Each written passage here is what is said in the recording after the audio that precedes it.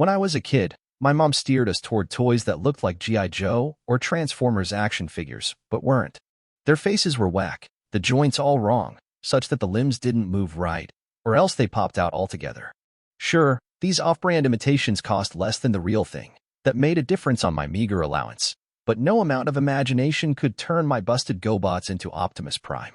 Now, if 10-year-old me could have predicted the future, the way Cassie Webb can, he would have seen this disappointment as valuable practice for a movie like Madam Web, a hollow Sony-made Spider-Man spin-off with none of the charm you expect from even the most basic superhero movie. The title mutant, who's never actually identified by that name, hails from the margins of the Marvel multiverse, which suggests that, much as Sony did with Morbius and Venom, the studio is scrounging to find additional fringe characters to exploit. In her original pulp form, Madam Web was an elderly, blind wheelchair user with uncanny psychic powers. Here, she's an athletic Gen X ambulance driver who experiences vivid visions of terrible things that are about to happen, early enough to prevent them. She can also be in more than one place at the same time. Not the worst abilities to have, but hardly deserving of a standalone origin story. Her powers prove pretty boring once the pattern establishes itself. The premonitions are freaky, like Final Destination flashes, but Cassie's "let's try that again" do-overs render each situation less interesting.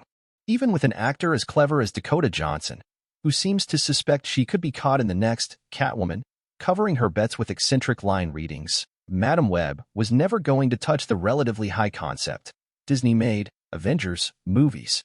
The script is confusing, the action stale, and the visual effects cheap. A recurring device that places Cassie at the center of what looks like a giant plasma ball, surrounded by static tendrils, is downright embarrassing. But guess what? Tickets still cost just as much as they would for a more canonical Marvel movie. So why settle for the knockoff?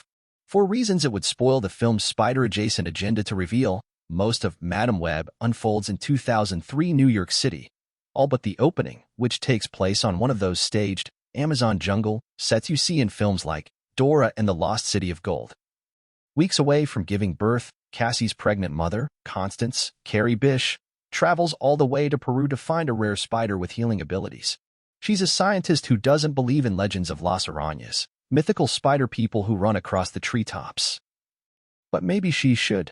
Betrayed by expedition sponsor Ezekiel Sims, Tahar Rahim, Constance dies in the jungle, but not before being bitten by one of the elusive spiders, who passes its powers onto her unborn daughter. Now, I know this is a comic book movie, but if you break down the plot, it sounds a lot more like Greek mythology. Cassie, short for Cassandra, grows up an orphan in New York, unlocking her future forecasting abilities after a near-death experience at age 30. Unlike with her namesake, people tend to believe her. Ezekiel also lives in Manhattan, obsessing over a recurring vision of his movie feels like a backlit stunt show. While the ambulance driving scenes are decent, taking advantage of a certain practical quality, VFX-heavy interactions with Ezekiel, whom the girls call Ceiling Guy because he crawls upside down, look laughably unconvincing. Even his costume is an embarrassment, though the mask just serves to cover Rahim's mouth. It's a shame to hide the gifted French actor, though his lips never seem to be in sync with what he's saying, suggesting the performance didn't go as planned.